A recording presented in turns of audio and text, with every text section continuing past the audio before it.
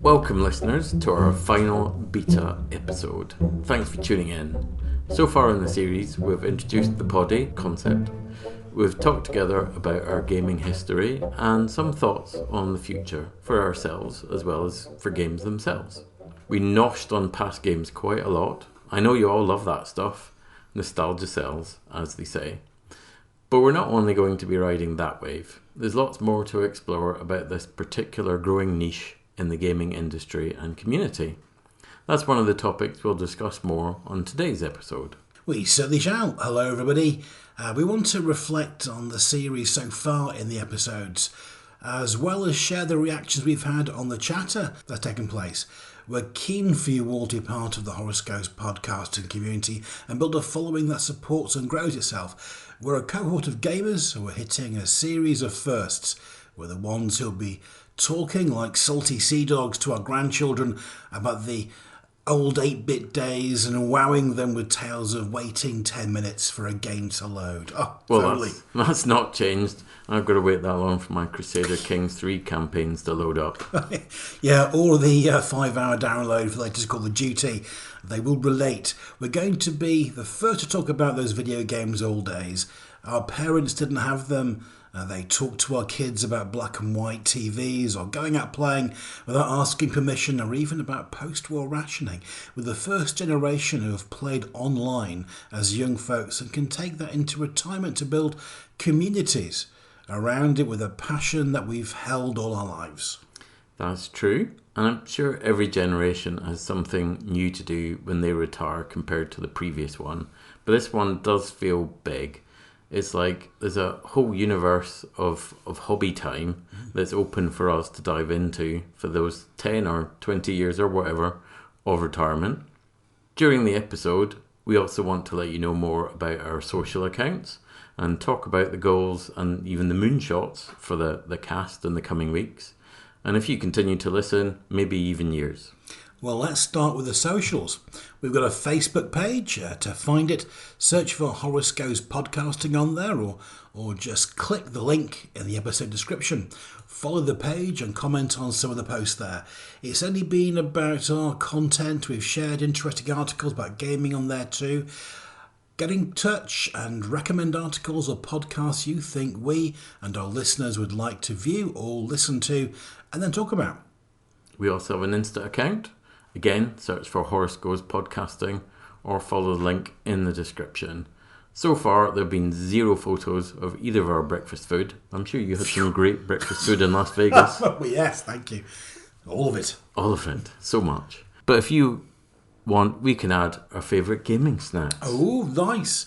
Sometime soon, I'll add a website to curate the episode summaries and for the information on our topics and content. I promise I will do that. We upload and host the series on Spotify, so shout out to them. But you can also listen on Apple Podcasts, Amazon and Pocket Casts. If you want to listen on another platform, get in touch and let us know where.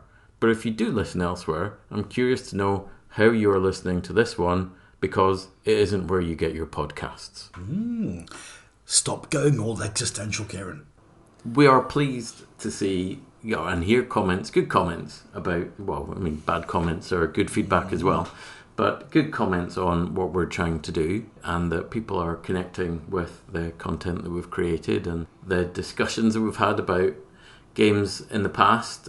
Some folks have even suggested, why don't you fire those up and do some streaming? Ooh. Maybe one day, there's a bit of tech required around that. That would be an interesting thing to do for sure in the future, or even the games we're currently playing, and talk about that, because this podcast is also about the future as well as the past. And what kind of stuff have you heard? Well, when I was going through the glorious comments, it did occur to me to wonder, this is probably one of the rare times that those sorts of games have been discussed properly in an open digital forum.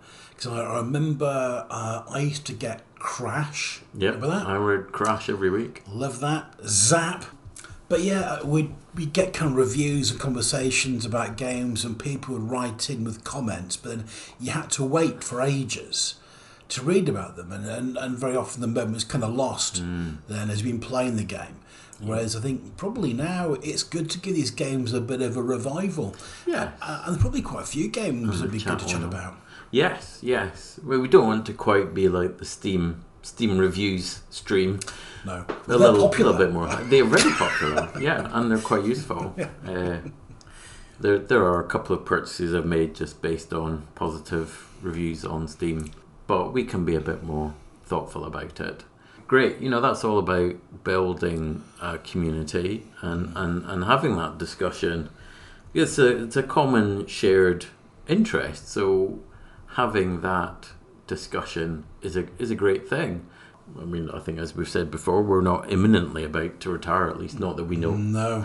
That conversation and thought about keeping people together, keeping in touch with your friends, I guess, will become far more relevant and important as we get closer to that. Yeah, and I think the community element's really important, I think. If I go back to my Julian Rignall and Crash and Zap, I remember when a friend of mine had their comment posted, letter posted, and when you know somebody who is in there, it suddenly feels like a very smaller world, if that makes sense. Yeah. And I kind of wonder, as you move into retirement, these become the new communities that people inhabit. And I've mentioned them before, and I'm doubtless will mention them again, but I play Call of Duty with a few friends who, one's retired, one's I think semi-retired, and it's one of the main ways that we kind of get together for a good laugh. I can't make it all the way to Portsmouth. They can't make it all the way to Winchester. It's a nice, easy way to have a chat with your mates, doing something fun, and it's nice, easy, and inexpensive. And I kind of imagine, that's only going to expand as the average age of the gamer kind of creeps upward. Game-based communities or community-based games are probably going to be largely the way forward to support a population moving into retirement but wanting to stay in contact with each other. Yeah, I think it is. While the idea of going down the allotment and bumping into people who are similarly retired and a shared passion in that sense, that's a little bit more hit and miss. It's limited by daylight possibly and time of year and all sorts. Other retirement passions, maybe going and playing golf or something like that. There's only certain times of the day that you can do that, and weather possibly as well. Whereas the ease with which, yes, you could be just gaming at home in your PJs or whatever when the weather's not good, and maybe also when your mood's not great. Yeah. There's no barrier to getting online and having a game with your mates and a bit of a natter or whatever. So it's really easy. And I suppose when you're getting on in years and maybe mobility reasons or whatever, that getting out the door is a bit of an extra barrier. That does just make it that bit easier, and all the more important that it is there. I agree. I've started to see more experiences come down the VR route, and the VR kit is becoming more and more inexpensive, more consumable. There's more stuff out for it, and that's becoming more and more community driven. I think the form factor's got to improve a bit. I think though that is going to be a really interesting development in terms of community, because you can imagine if your mobility is perhaps a little bit challenged, then donning a VR helmet and zooming through, the fields and playing a first-person game, that's going to be great fun, I think.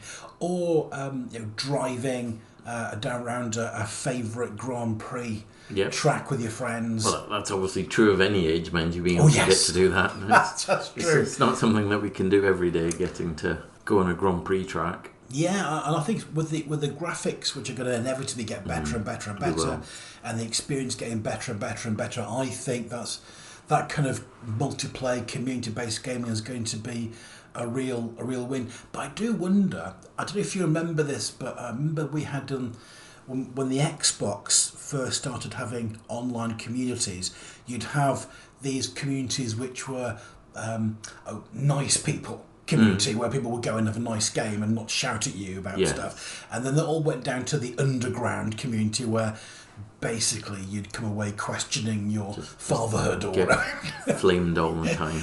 Exactly, but if there's going to be a community based around retired gamers and people of a certain age who want to explore certain games and certain experiences, I think that's definitely a way forward for sure. Thinking a bit closer to home, literally, when you think of shared hobbies across the generation, in my head, gaming is a hobby in the same way that fishing or golf or football or something like that is a hobby. I wonder if that's true because, like a grandparent, if they play golf and they have a grandchild who also plays golf, they can go off and have a round of golf together and connect that way. Gaming, I wonder, you'd think, okay, as a grandparent, if your grandkid plays games and you play games, and we're saying here that that's a new concept for the third generation, the grandparent generation, to have this connection through this hobby, because we're the ones that started it back in the 80s and the 70s. Feels like the same hobby at the end of the day, but is it? Because it's a big thing. There's so many genre of gaming, and I guess different platforms to game on. It would be nice, of course, as a grandparent, if you can go and play the kind of games you want to play with your grandchild, or vice versa. Maybe there's only so many Barbie games you might want to play in your 60s or 70s or whatever. It seems like a way in, but is it? I think there's a definite possibility there. I kind of wonder if it's a little bit like sharing other forms of media, like a film. If I try and persuade my daughters to watch, a Star Wars film, it can be difficult at times to do that. Yeah, understandable. It can be tricky. But then I think if you're, let's say for example, they lead busy lives, they don't have as much contact with you all the time as they used to, then they become more important shared experiences and maybe a bit of a nostalgia value. And so I do kind of wonder that potentially those shared experiences through gaming become a lot more important. And maybe, we end up a bit like the chap whose father he played against on the Ghost of the Arcade. You take these experiences with your grandparents and grandparents with their children, and maybe you're not playing Call of Duty, but maybe you're playing bowling or a more social type of game, or tennis or table tennis in VR, for example. I can see that being something that you might want to do with your grandkids, and your grandkids maybe want a quick game with you as well. I think that would be pretty awesome, although I have played table tennis on VR with somebody from China, and let's just say I didn't do very well. You didn't do very well. No. But we all love, for example, everybody loves a bit of Mario Kart. Yeah, of course I do. On the Switch or whatever. So yes, there's definitely going to be things that you can all jump on and have a good time together. Maybe not Super Smash Bros. No. With the really super flexible fingers.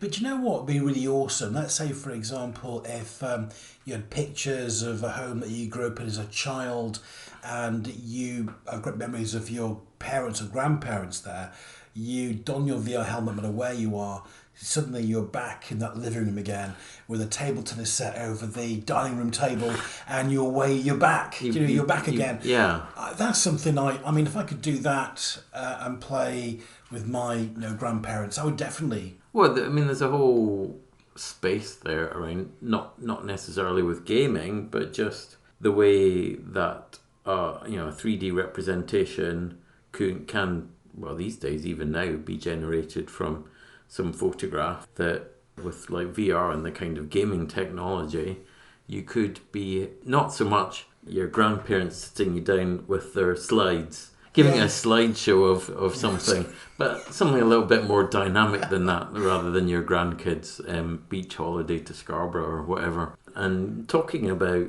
pastimes with your grandkids, but doing it in a very tangible way in the VR, because they could walk, your childhood home or something and just Yeah. talk about that. I mean, that would be cool. It would be cool. I think that could be. That's not beyond the bounds of possibility, is it? No, Where not at all. you take out a blueprint of where I grew up in the 1970s, semi-detached on Wheatley Hills, Yeah. and you reskin the inside with photos, Yeah. photos, Yeah. and then you wander through it and you say, "Yeah, this is where I see." You show your children where you grew up, and I think that would be genuinely interesting. Well, I guess to me it would be. Whether my kids would be interested in looking at that, I'd hope so. Yeah, they're going to be curious at the very least. You might get 10 minutes of curiosity. You might.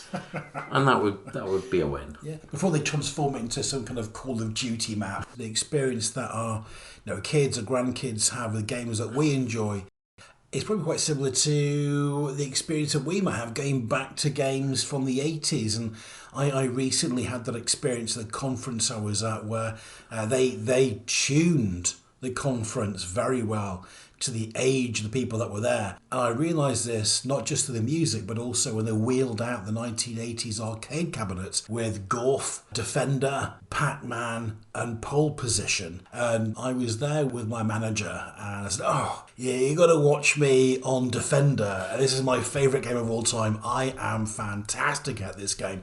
Having not played it since I was like 12. And of course, couldn't figure out how to turn left or right. Or go, The muscle memory wasn't there. it was all gone. Well, the thing is, up and down was a joystick, left and right was 2 buttons. Yes. And then you had to see other buttons to fire. And he was like, I don't know what's going on. So I think it'll last about 30 seconds. And I kind of wonder, can you go back and enjoy it? Part of me wants to for nostalgia reasons. Part of me looks back and goes, oh, that's dreadful. And I wonder now if I bring my children along on that same experience, are they going to find it interesting? Or are they kind of going to go, what on earth? Was there nothing better you could have done with your time than this? Got my friend one of those joysticks that has all the Commodore 64 games in it. Yeah.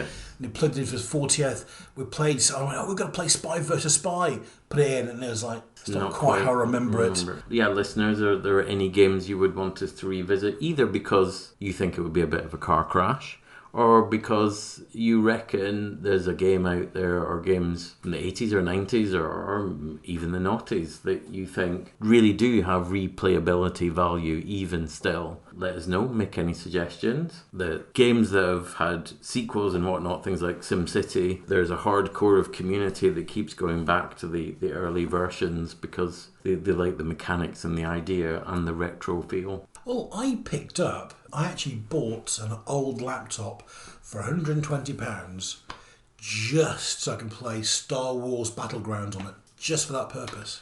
So I guess there's an opening for it for sure. I did try. I didn't succeed, mind you. My daughter played a lot of Sims 4 and she saw in a charity shop Sims 2. We tried to get it running on here, but it didn't succeed. People like going back and seeing the old versions of the games that they've become familiar with recently, just to discover how awful maybe it was. Yes, that's right. I should have done something else with my youth rather than that. Although with Sims, there's always a part of the community, I think, that says that there's less and less in the game now. It's a game that has been available for a long time as Sims 4 and had an awful lot added to it. I know this because I, for a long time, kept being asked for birthdays and Christmases, can I get this pack and that pack and this pack? And I've no idea how much money I've given EA for Sims expansion packs of one sort and another. Lots, I suppose. A quick question, did Populous come out before SimCity, or were they? I think Populous was on Amiga and whatnot. Oh my gosh! Because I think Populous was one of the ones we had. Episode 2, I think we asked the question about was there a game that you saw but didn't really get to play for yourself, and I think Populous was one I played in my mate's Amiga but was not available on the Specky. There's no chance of that being available on the Spectrum, I would have thought. I think I played it. It's one of my very first PC games that I played. And I remember there was a guy that I worked with when I first came to work where I'm working now, and he was very competitive. We were both very competitive. both had that game, and Poppies had levels. It was kind of like each was like a puzzle level, really. And I remember I discovered the cheat codes for it, and being completely without any self-respect or dignity, I immediately cheat codes in, and I just ramped through all the levels. I never mentioned him how I did it. I remember his wife told me that he'd come home from work, and he would play Populous continuously until midnight, until he just dropped into unconsciousness. And I'd come back and say, "Oh no, I finished that level. I did it about a week ago." And he's like, "Doing this to me." How? Well, he knows now. He knows now. Yeah. Yes. So there's plenty for us to discuss around, what people want to do in their retirement and everything, and that whole area around going back to games from the past, not just maybe playing them, but discussing and dissecting them and having those discussions of the kind that they couldn't have back in the magazines in the day, or dissecting genre and maybe how they came about, those early games that really defined how a genre played or how it looked, and maybe still has impact now on games as they come out. So that would be fun to do, talk about lineage as well, and maybe make predictions into the future too. That's a great area for us to explore. There are several others. One, we've talked about community. We have talked about community, yeah. And actually on the topic of lineage, I've often wondered if the Lord of Midnight was kind of like a precursor to Total War. If you ever played both of them, there were similarities in both. So yeah, it's a great topic for discussion. We'd like to get a community around this podcast, not just talking about comments on social media, but if there's enough growth, and of course people who want to play each other. Discord is a great place for that, as well as the discussion. So if we're successful and connect with you guys and you enjoy it, then getting Discord set up and our listeners joining us there, maybe wanting to play us, more likely wanting to play each other. If you want to come and blow John up on a battlefield or battlefront, you'd definitely blow me up quickly. We'll get our listener to join in on our games. Nice, all three of us. Yeah. Maybe we could show up on Twitch and things like this as well. We do want to do interviews. We do want to do interviews with listeners. So as we said at the beginning, we'll be casting around for that, because we've discussed some of our ideas around what might happen in retirement. We want to hear yours too, and talk with you about it too, as well as your gaming memories, because there is such a wealth. There is such a difference between, John and I have both got quite different pasts in games and interests, so finding out other people's would be great. We'd like to get interviews with folks from the industry who can talk from the inside, maybe talk more about how the industry might cater towards this growing demographic of gamers, people who will have some cash and time to spend on the games. And I can reassure you that building a game is an expensive project, and they want to make sure that they are hitting their target audience and designing it to be what they want. So I can imagine that this is an area that we can talk with folks in the industry about. Yeah, I like that. Get our own bespoke game made. Oh, our own game. Oh yeah. Yeah. Oh, so Horace Goes Skiing, whatever sequel number Horace Goes Podcasting would be. Imagine that. Yeah. Imagine that. Yeah. His Horace Goes to Battlefront 2042 or something. I'm sure there must be a sim game of make your own podcast sim game. Maybe we could get it modded with a Horace Goes Podcasting version of it. It could be an educational game that shows you all the things that you shouldn't do. When you podcast. We could give you a list of those already, I think. Yeah. We do at least have a plan for the next episode, which is a good thing. That is indeed to have somebody from the industry that we will interview about his past. Is Nick Thompson. I've had the good fortune to have worked with him in the past during my sojourn into the games industry, and he has 35 years in the biz, so he knows it well. He's been working on many titles that our listeners will have heard about. He started back in Goliath Games as a programmer. He's worked for Microprose in the UK. He's worked for Jagex, Stainless, and more recently for Codemasters. He's worked in production roles and even as a chief technology officer. So he knows the story behind games, the whole process behind creating them. But he's worked in some great games too. One that we have talked about a number of times, XCOM Terror from the Deep. That's a great game. It's a fantastic one. and with Jeff Crammond, as well as Carmageddon and the recent Dirt Rally 2, a game that I've tried to be good at, but I have failed. So it'll be fantastic to have a chat with Nick about what he's doing in his later years with gaming, as well as learn more about the industry and what might be going on in there in respect to games for older people and his thoughts about that. Looking forward to it. It's pretty good. Should be great. Yeah. Well, it's been great seeing you, John. And yourself, Kieran. Back in Blighty. Yeah, thank you very much for the excellent coffee as well. I appreciate that. High quality Tesco coffee. Oh, ambassador. So, thanks for listening, folks. Look forward to hearing from you, and we'll be back soon. All the best.